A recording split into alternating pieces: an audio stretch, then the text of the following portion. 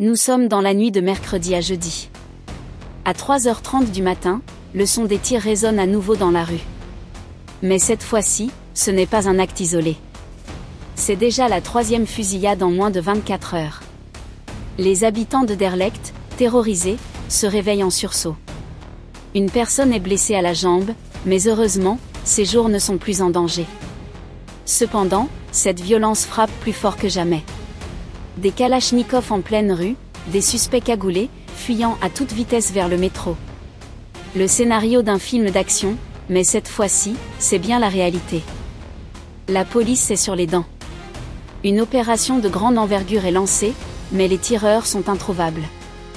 Mais pourquoi une telle violence ? Selon la justice, tout semble lié au trafic de drogue et à des rivalités de territoire. Un combat de pouvoir où l'enjeu est bien plus que de simples transactions, il s'agit de prendre le contrôle de quartiers, de points de deal.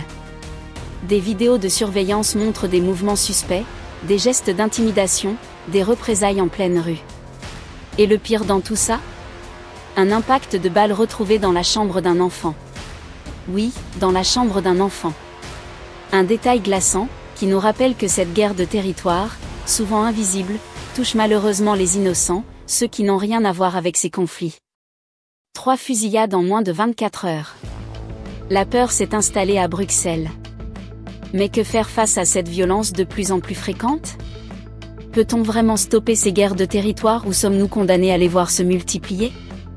Le silence des autorités, la violence qui explose. Cela soulève plus de questions qu'on ne veut y répondre. Et vous, qu'en pensez-vous ? Peut-on vraiment éradiquer ce fléau ?